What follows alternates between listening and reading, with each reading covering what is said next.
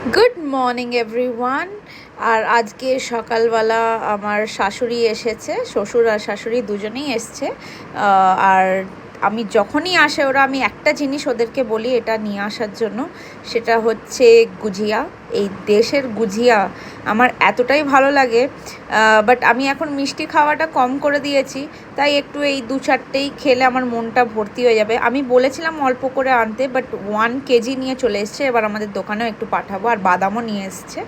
আমার মা আজকে নতুন পাপোশ ঘরের সামনে রেখেছে, ও তুলোগুলো বার করার চেষ্টা করছে। দেখ, নরম নরম আর সফট আছে বলে ওর ওপরে বসে পড়েছে। কি করছিস তুই? ছিঁড়ে যাবে তো। দিদা নিয়ে এসছে তো নতুন পাপোশ, ছিঁড়ে যাবে তো। ভগবান, উঠে আয়, আয় এখানে। না, আর কি আমি যাবো এখানে?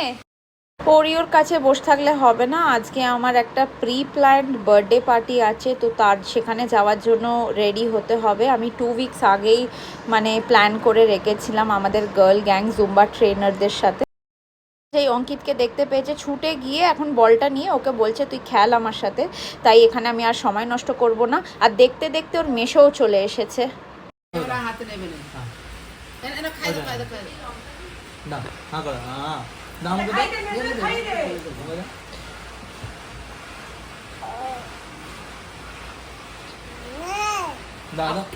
এই যা যা, ও ভালো নয় বলে ফেলে দিয়েছে। তো আমি অলরেডি রেডি হয়ে গেছি। এখন আমাদের যে জুম্বা ট্রেনার ভাবনাদি, ওর জন্মদিনে যাব, তো একটা গার্লসের সারপ্রাইজ পার্টি আছে। তো আমরা কোরমাংলার বেবি লোনিয়া বলে একটা জায়গা আছে, সেখানে যাব। তো সেখানে গিয়ে দেখাবো কেমন কি অ্যাম্বিয়েন্স, কীরকম কি রেট প্রাইস সব কিছু, সেটা আমি তোমাদেরকে জানাবো। বাড়ি থেকে প্রথমে শান্তিনগর গেলাম, আর সেখান থেকে আমাকে কিরণদি কারে পিক আপ করে নিল। আর এবার আমরা পৌঁছে যাচ্ছি কোরমাংলার বেবি লোনিয়া। এই জায়গাটা বেসিক্যালি বলতে পারো কোরমাংলার মেন হাবেই আছে, বম্বে আড্ডার 2টো বিল্ডিং ছেড়ে। তো সেখানেই আমরা যাচ্ছি। এই ভেনিউটা এক্স্যাক্টলি রুফটপের ওপরে আছে, তো আমাদেরকে প্রথমে রুফটপে যেতে হবে, তারপর আমরা নিচে গিয়ে আমাদের জন্য অ্যারেঞ্জমেন্টস করা হয়েছে, যেখানে ডিজে সব কিছু আছে। নিচে যাওয়ার জন্য লিফট আছে, বাট আমরা একটু এক্সপ্লোর করছিলাম।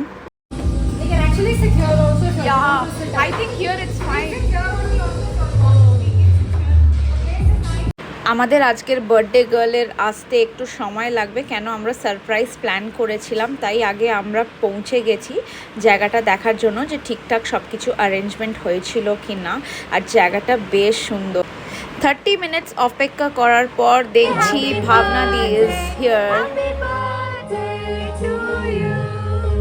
আজকের এই অ্যারেঞ্জমেন্টটা কিরণদি করেছিল, তো আলাকার্ট সিস্টেম করানো হয়েছিল, যেহেতু আমরা 20+ মেম্বার্স ছিলাম। তো এখানে ফুডের হচ্ছে 1500 আনলিমিটেড ফুড, আর উইথ ড্রিঙ্কস হচ্ছে 2500 plus taxes.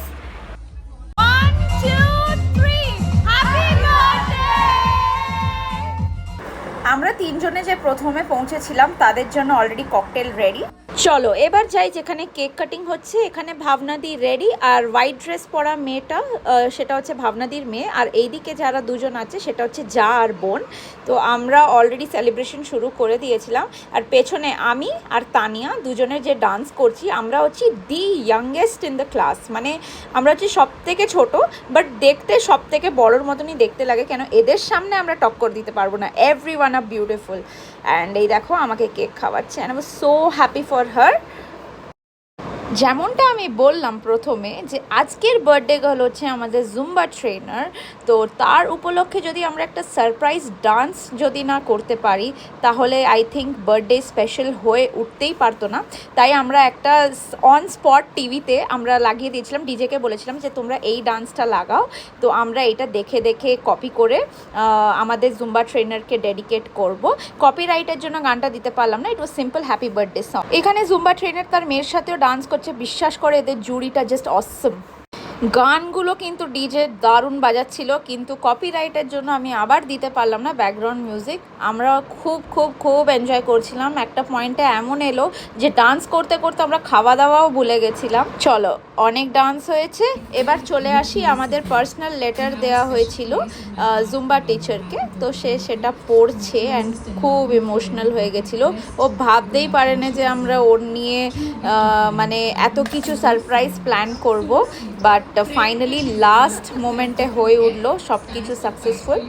Thanks to Babylonia team, staff and everybody যারা আমাদেরকে এত ভালো একটা স্পেশাল অর্গানাইজ করে দিয়েছে। তোমরাও তোমাদের বার্থডে বা কোনো গ্রুপ ইভেন্টে সেখানে যেতে পারো, ভীষণ ভালো।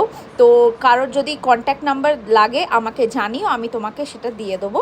বিশ্বাস করো এখানকার ম্যানেজারটা এতটাই ভালো, এদের ইন হাউস হেলদি কুকিজ পাওয়া যায়, তো আমাদেরকে একটু টেস্ট করতে দেওয়া হয়েছিল, বাট ইট ওয়াজ অ্যামেজিং। চলো এবার বাড়ি চলে যাই। ভালো লাগলে প্লিজ সাবস্ক্রাইব করে দিও আর কমেন্ট করে